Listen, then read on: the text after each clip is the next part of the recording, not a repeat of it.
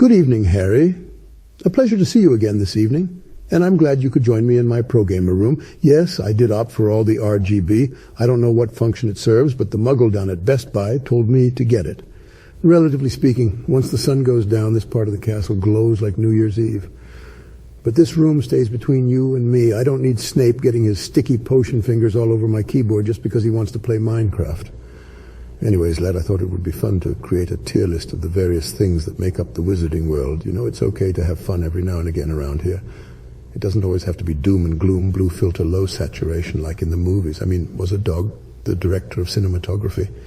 Yep, everything's blue and gray, just how I like it with my dog eyes. Anyways, where should I begin?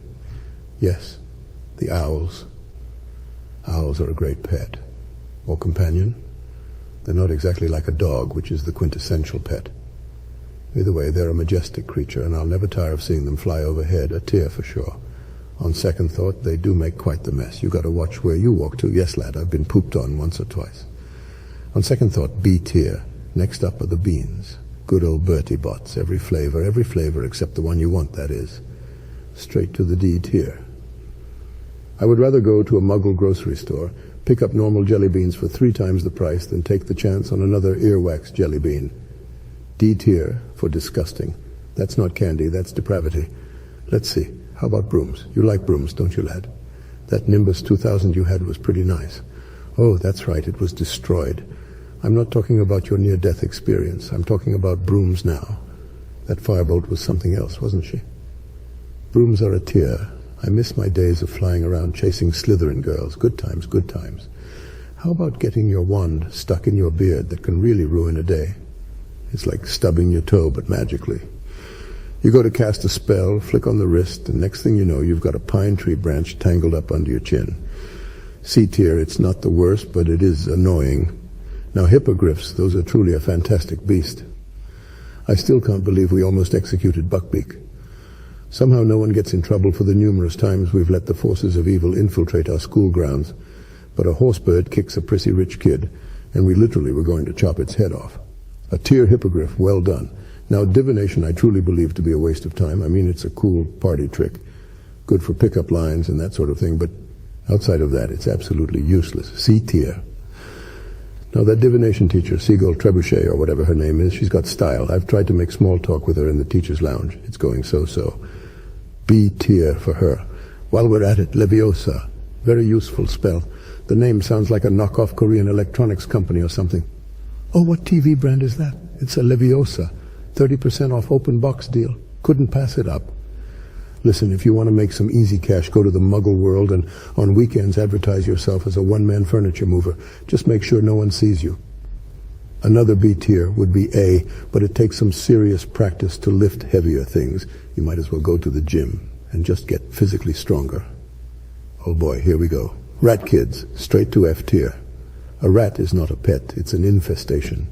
Just because you keep it in a cage doesn't mean it wouldn't gnaw through your skull if it got hungry enough. And don't give me any ifs, ands, or centaur buts. No other animal has as many excuses as rat kids. If you have to justify it, it's not a pet. Quidditch on the other wand. Now that's an easy A tier. Who doesn't love Quidditch? Sure, if you really dive into the rules and start to hyperanalyze it, it starts to fall apart, but Merlin's beard is it fun to watch. And Harry, you're just so darn good at it. Honestly, you should think about going pro. I mean, your grades aren't doing you any favors. Why be smart when you can be athletic? Which brings me to the next topic. Mermaids. Great goblins, are they terrifying?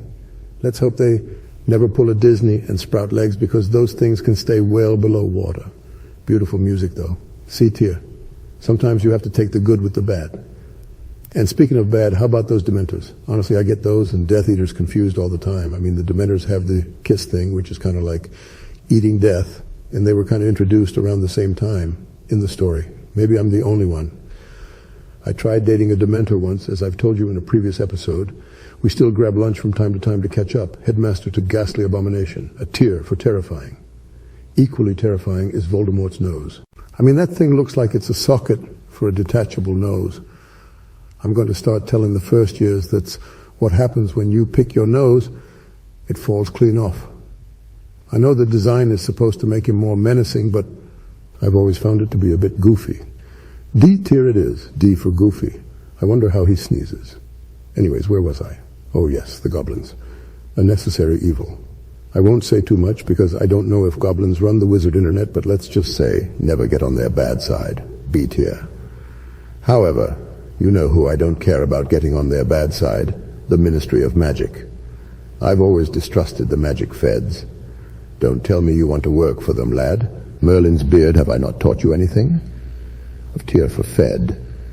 If it turns out you've been wearing a wire for all our chats, you're going to wish Voldemort had found you first. Anyways, curses are pretty interesting. Interesting that we name them unforgivable, but not unusable. Abracadabra is certainly some dark magic. I hope you may never have to use it. B tier, I know what you're thinking. Only a few left, and I saved the best for last. So we've got Slytherin waifus. It's a well-known fact they have the best waifus out of any house in the castle. But what would you know? You're dating your best friend's sister like some kind of sicko. High tier, without a doubt. Oh, to be young again. Next up is you, lad. The boy who lived. I'm going to be honest. You're a good kid. You've got a bright future ahead of you. I could call any student in the castle in here every evening to ramble on to, but I don't. I call you because you're not only the boy who lived, but you're the boy who cared. And that's a spell they don't teach in any book. So that puts you firmly in the B tier.